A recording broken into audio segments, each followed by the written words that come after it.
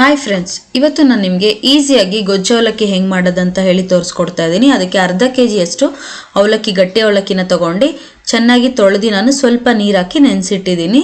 ಒಂದು ನಿಂಬೆಹಣ್ಣು ಗಾತ್ರದಷ್ಟು ಹುಣಸೆಹಣ್ಣನ್ನ ತೊಗೊಂಡು ನಾನು ಹುಣಸೆಹಣ್ಣನ್ನ ನೆನೆಸಿಟ್ಕೊಂಡಿದ್ದೀನಿ.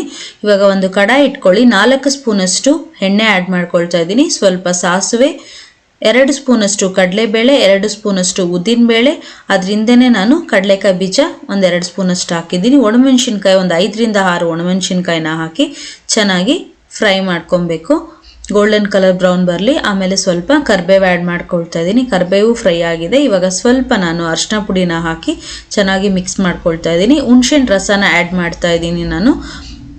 ಹುಣಸೆಹಣ್ಣು ರಸ ಹಾಕೋದ್ರಿಂದ ಹುಳಿ ಚೆನ್ನಾಗಿರುತ್ತೆ ನಮಗೆ ಗೊಜ್ಜು ಅವಲಕ್ಕಿಗೆ. ಸೊ ಅದರಿಂದ ನಾನು ಹುಣಸೆಹಣ್ಣನ್ನ ಜಾಸ್ತಿ ಹಾಕಿದ್ದೀನಿ.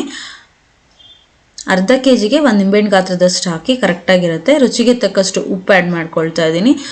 ಚೆನ್ನಾಗಿ ಮಿಕ್ಸ್ ಮಾಡ್ಕೊಳ್ಳಿ. ಇವಾಗ ನಾನು MTRದು ಪುಳಿಯೋಗರೆ ಪ್ಯಾಕೆಟ್ನ ಆ್ಯಡ್ ಮಾಡ್ತಾ ಇದ್ದೀನಿ. ನೀವು ಮನೇಲೇ ಮಾಡಿರೋಂಥ ಪುಳಿಯೋಗರೆ ಪೌಡರ್ ಇದ್ರೂ ಕೂಡ ಆ್ಯಡ್ ಮಾಡ್ಬೋದು. ಇವಾಗ ನಾನು MTRದು ಪುಳಿಯೋಗರೆ ಪ್ಯಾಕೆಟ್ನ ಆ್ಯಡ್ ಮಾಡ್ತಾ ಇದ್ದೀನಿ. ಚೆನ್ನಾಗಿ ಮಿಕ್ಸ್ ಮಾಡ್ಕೊಳ್ಳಿ. ಈಗ ನೋಡಿ, ನಮಗೆ ಸೂಪರಾಗಿ ಗೊಜ್ಜು ರೆಡಿ ಆಗಿದೆ. ಈಗ ನಾನು ಅವಲಕ್ಕಿ ನೆನೆಸಿಟ್ಟಿದ್ದೀನಲ್ಲ, ಅದು ನೀರೆಲ್ಲ ಕಂಪ್ಲೀಟಾಗಿ ಡ್ರೈ ಆಗಿದೆ. ಈಗ ಅವಲಕ್ಕಿನ ಆ್ಯಡ್ ಮಾಡ್ತಾ ಇದ್ದೀನಿ. ಈ ಟೈಮಲ್ಲಿ ನೀವು ಅವಲಕ್ಕಿನ ನೆನೆಸದೆ ಕೂಡ ಮಿಕ್ಸಿಯಲ್ಲಿ ಹಾಕಿ ಒಂದು ರೌಂಡ್ ರುಬ್ಕೊಂಡು ಸ್ವಲ್ಪ ತರಿಯಾಗಿ ಅದನ್ನು ಕೂಡ ಆ್ಯಡ್ ಮಾಡ್ಬೋದು. ನಾನು ನೀರಲ್ಲಿ ನೆನೆಸ್ಬಿಟ್ಟು ಮಾಡಿದ್ದೀನಿ. 1-2 ನಿಮಿಷ ಪ್ಲೇಟ್ ಹಾಕಿ ಮುಚ್ಚಿಡಿ. ಯಾಕಂದರೆ ನಾವು ಅದರಲ್ಲಿರೋದು ನೀರೆಲ್ಲ ಕಂಪ್ಲೀಟಾಗಿ ಡ್ರೈ ಆಗಿ ಸ್ವಲ್ಪ ಅವಲಕ್ಕಿ ಬೇಯುತ್ತೆ. ಅದಾದಮೇಲೆ ನಾನು ಈಗ ಟಿಫನ್ ಬಾಕ್ಸಿಗೆ ನಾನು ಸರ್ವ್ ಮಾಡ್ಕೊಳ್ತಾ ಇದ್ದೀನಿ.